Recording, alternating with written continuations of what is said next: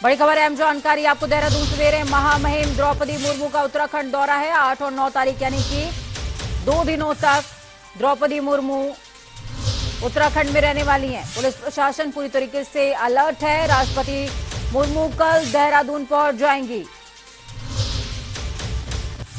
बड़ी खबर है, अहम जानकारी आपको दे रहे हैं। देवभूमि का रुख महामहिम खुद करने वाली हैं और इस बीच प्रशासन ने इंतजाम चाक चौबंद किए हुए हैं।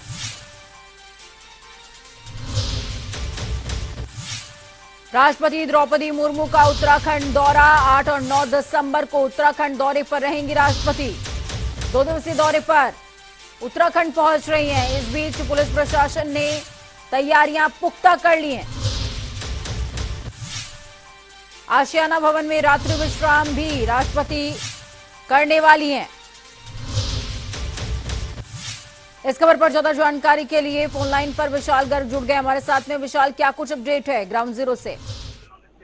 बिल्कुल, देखिए राष्ट्रपति का दौरा रहने वाला है। कल यहाँ पर राष्ट्रपति द्रौपदी मुर्मू पहुंचेंगी और राजधानी देहरादून में सबसे पहले आएंगी। जॉलीग्रांट में वो चार्टर्ड प्लेन से अपने आएंगे और वहाँ पे जो सेना का हेलीकॉप्टर है Mi-17 उसके द्वारा वो वहाँ से सीधा जीपीसी हेलीपैड पर पहुंचेंगी, जहाँ पर वो राजभवन में जाएंगी और रात्रि जो उनका विश्राम है वो राजभवन में ही होगा। इसके लिए तैयारियां पूरी जोरों शोर से की जा चुकी हैं। दीक्षांत समारोह में वो मौजूद रहेंगी।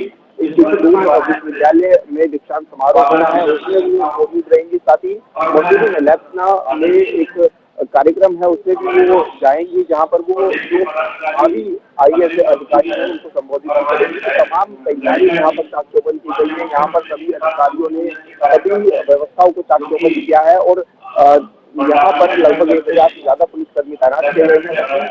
राष्ट्रपति की सुरक्षा व्यवस्था में किस तरह कोई चीज न हो सके और यहाँ पर सभी को एक सबक भी दिलाई गई है, सभी पुलिसकर्मियों को, क्योंकि यहाँ पर तैनात रहेंगे राष्ट्रपति की सुरक्षा में और किसी भी तरह की कोई भी अगर व्यवस्था में चूक पाई गई तो अधिकारियों पर भी जांच देनी तय हो सकती है। जी बिल्कुल, बहुत शुक्रिया विशाल हमारे साथ जुड़ने के लिए, हम जानकारी ग्राउंड जीरो से साझा करने के लिए। तो राष्ट्रपति के दौरे को लेकर के पूरा अमला सशक्त है और इस बीच तमाम तरह की तैयारियों को अंतिम स्वरूप दिया जा रहा है, क्योंकि कल खुद महामहिम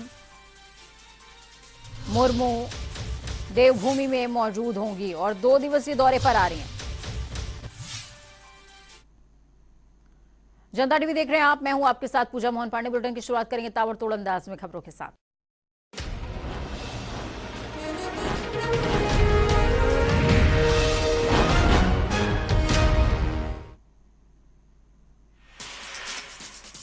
राष्ट्रपति द्रौपदी मुर्मू 8 और 9 दिसंबर को आ रही हैं उत्तराखंड। राष्ट्रपति के दौरे को लेकर सुरक्षा व्यवस्था चाक चौबंद। डीआईजी करण सिंह नंगन्याल ने पुलिस अफसरों को नसीहत देते हुए पहले 3 घंटे पहले नजर रखने के निर्देश दिए हैं। हरिद्वार के खानपुर रेंज के जंगल सीपिया में रह रहे वन गुर्जरों के बच्चों ने 4 दिन पहले पनवाड़ की जहरीली फली खा ली थी, जिसमें 3 बच्चों की मौत हो गई और 1 बच्चे का इलाज चल रहा है। तो वहीं मामले में अब चौथे बच्चे ने भी दम तोड़ दिया है।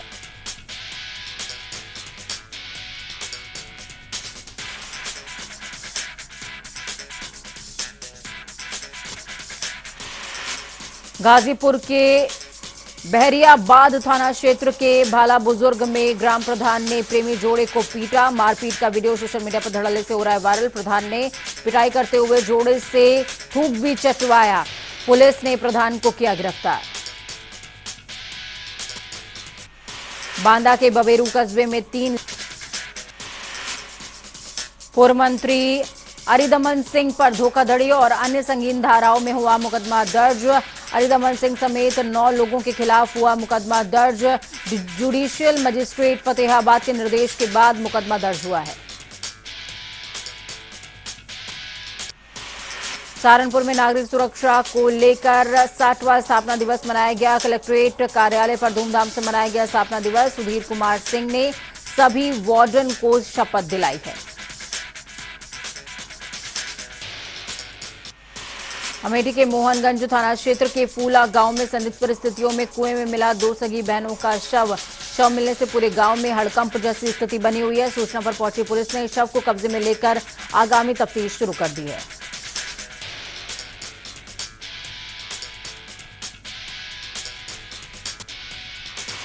अलीगढ़ के गांव चौधाना में दबंगों ने युवक को पीट कर घायल कर दिया, तो वहीं स्थानीय लोगों ने घायल को अस्पताल में भर्ती कराया, जहां डॉक्टरों ने उसे मृत घोषित कर दिया। सूचना पर पहुंची पुलिस ने इस शव को पंचनामा के लिए भेज दिया है। पंचनामा भरते हुए पोस्टमार्टम के लिए भेजा और युवक की मौत से परिजनों में लगातार कोहराम देखने को मिल रहा है।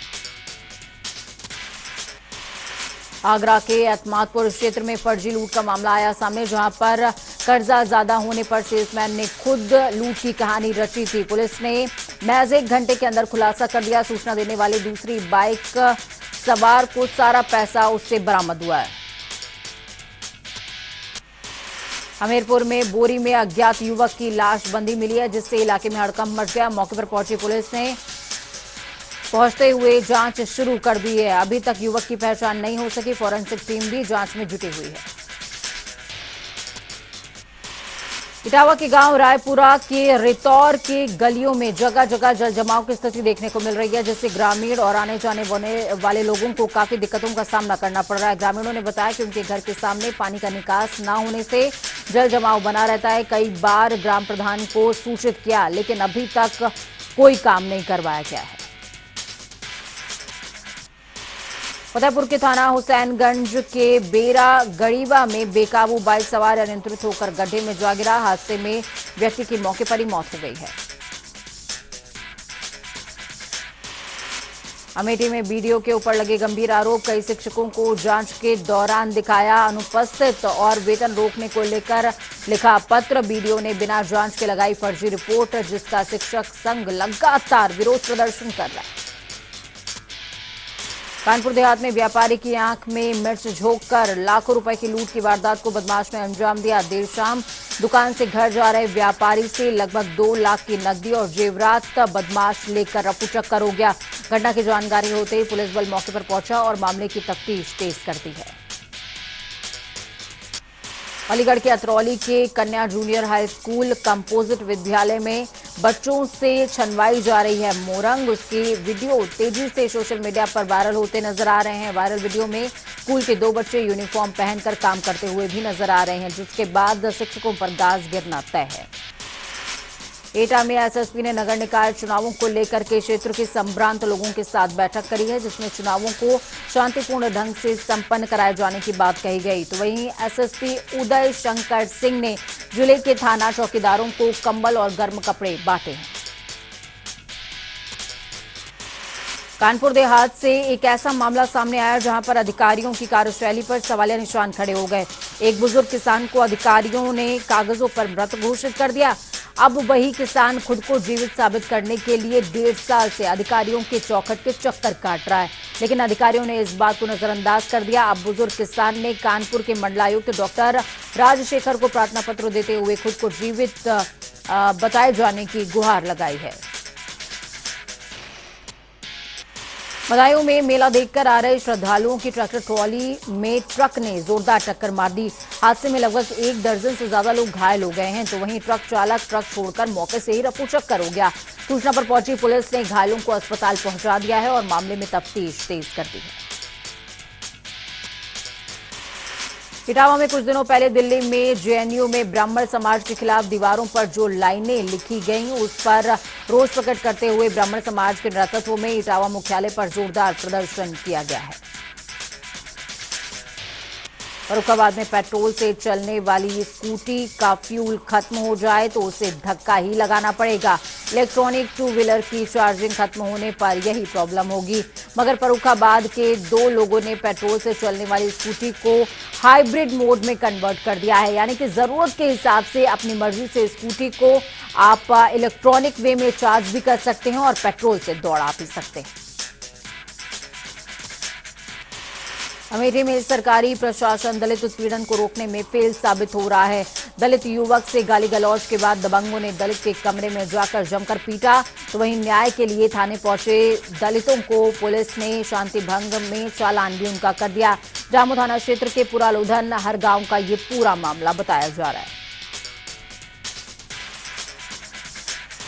बस्ती में गरीब मरीजों के साथ सहानुभूति रखने के बजाय प्राइवेट नर्सिंग होम के डॉक्टर जबरिया उनसे वसूली कर रहे हैं। ताजा मामला तथासु नर्सिंग होम का है, जहां पर राकेश कुमार नाम के एक व्यक्ति ने अपने बेटे को लेकर इलाज करने पहुंचे, लेकिन वहां पर उनसे 24,000 की वसूली की गई, जबकि मरीज के पास आयुष्मान कार्ड भी मौजूद था। डॉक्टरों पर आरोप है कि उन लोगों ने मरीज का अंगूठा भी लगवा लिया, उनसे जबरिया ऑपरेशन का पैसा भी जमा करा लिया है। सहारनपुर के गांव पथरवा में 2 युवक साथ में सरसावा गए थे, लेकिन एक युवक रात तक घर नहीं लौटा, तो उसकी पत्नी ने थाना बेहट को सूचना दी, तो वहीं पुलिस मामला दर्ज करते हुए पूछताछ में जुटी हुई है। तो दूसरे युवक रवि ने महेश की हत्या करने की बात को कबूल लिया है। उसकी सूचना पर पुलिस ने बाग से महेश का शव भी बरामद कर लिया है।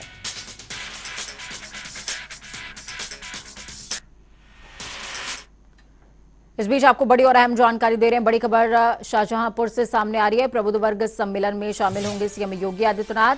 खिरनी बाग रामलीला मैदान में कार्यक्रम आयोजित होगा। आज शाहजहांपुर सीएम योगी आने वाले हैं। आपको बता दें कि सीएम के कार्यक्रम को लेकर के सभी तैयारियों को अंतिम स्वरूप दिया जा रहा है। 2 बजे पुलिस लाइन में सीएम का हेलीकॉप्टर उतर जाएगा। 300 करोड़ की परियोजनाओं का यहां पर सीएम योगी आदित्यनाथ शिलान्यास भी कर सकते हैं और लोकार्पण भी कर सकते हैं। योजनाओं से जुड़े लाभार्थियों को प्रमाण पत्र भी वितरित सीएम योगी आदित्यनाथ करेंगे। बड़ी खबर, अहम जानकारी आपको दे रहे हैं। 300 करोड़ की योजनाओं का लोकार्पण और शिलान्यास सीएम योगी आदित्यनाथ करने वाले हैं।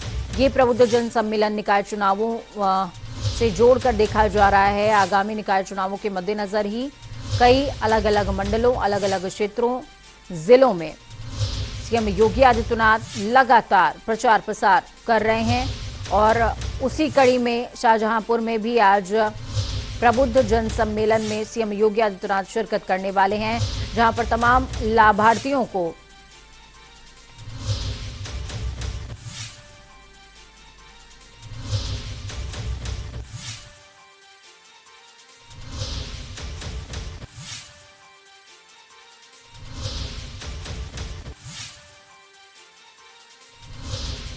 जानकारी के लिए ब्यूरो हेड जुड़ चुके हैं हमारे साथ में अनिल के अंकुर। क्या कुछ अपडेट है?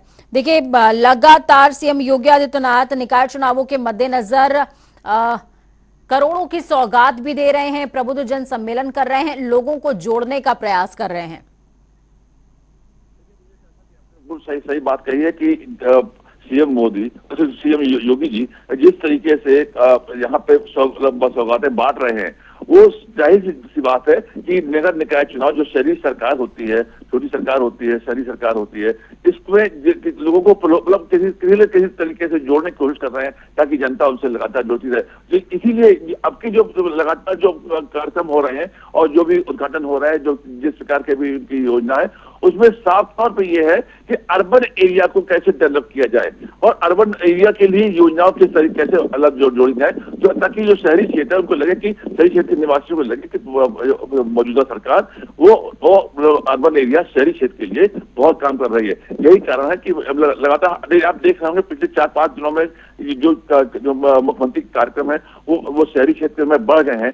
जैसे ही आजमगढ़ का वो रामपुर का और मैनपुरी का चुनाव समाप्त हुआ, वैसे ही योगी ने यहाँ पे जो अर्बन एरिया जहाँ निकाय चुनाव होने हैं उन क्षेत्रों के योजनाओं को लेकर के अभी हाल में कूड़ा निस्तारण को लेकर के बात हुई कि शहरों में कूड़ा खत्म किया है।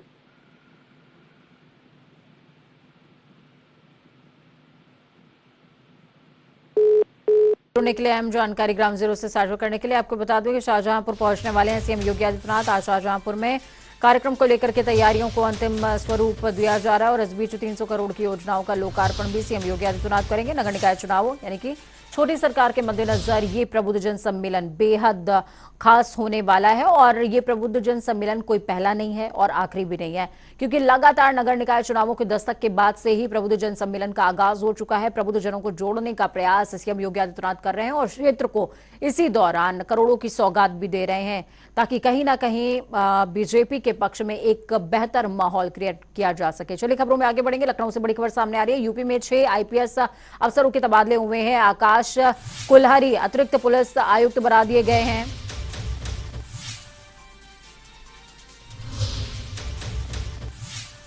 अष्टभुजा प्रसाद सिंह एसपी रेलवे प्रयागराज नियुक्त किए गए।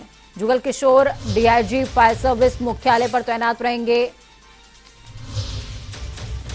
अतुल शर्मा एसपी पीलीभीत बने हैं। वृंदा शुक्ला की बात की जाए तो पुलिस अधीक्षक चित्रकूट की बन गई हैं। दिनेश कुमार पी लखनऊ से वो गाजियाबाद के उपायुक्त नियुक्त किए गए। बड़ी खबर, अहम जानकारी इस वक्त आपको दे रहे हैं। तबादला एक्सप्रेस एक बार फिर से उत्तर प्रदेश में चली है। तौकीर के दुबई ग्राउंड जीरो से जुड़ गए हमारे साथ में। तौकीर, क्या कुछ अपडेट है? लगातार तबादलों का दौर देखने को मिल रहा है और इस बार जो स्थानांतरण है वो पहले की कंपैरेटिवली थोड़े निचले वर्ग के किए गए हैं, लेकिन स्थानांतरण बड़े लेवल पर हुआ है। तीन जिले थे जहां पर कमिश्नरेट लागू किया गया, जिसमें गाजियाबाद था, प्रयागराज था, आगरा था। तो कहीं ना कहीं उन्हीं जिलों में खासकर जो तबादले की नीति उन जिलों में नजर आ रही है। लगातार उन जिलों में तैनाती हो रही है और खास बात है कि गाजियाबाद में कल 150 पुलिसकर्मी नए तैनात किए गए और करीब 6 ऐसे जो अधिकारी थे जो पहले से उन्हीं जिलों में तैनात है, उनको वहीं पर तैनाती दी गई। तो लगातार तबादलों का सिलसिला जारी है। डीजी लेवल पर भी कई तबादले हुए। लंबे अरसे से बैठे हुए थे डीके ठाकुर जो कमिश्नर थे लखनऊ को, उनको भी तैनाती दी गई। भर्ती बोर्ड का डीजी बनाया गया। इसी तरह से जो लगातार हम देख रहे हैं कि ट्रांसफर पोस्टिंग का दौर जारी उत्तर प्रदेश में। फिलहाल जो 6 ट्रांसफर हुए हैं उसमें सबसे बड़ी बात है कि जो पीलीभीत के एसपी थे दिनेश कुमार पी, उनको डीसीपी बनाया गया है गाजियाबाद में। उनकी काफी शिकायतें सुनने को बताया जा रहा है कि मिल रही थी, इसी वजह से उनको गाजियाबाद भेजा गया है डीसीपी के तौर पर और पीलीभीत की कमान छीनी गई है।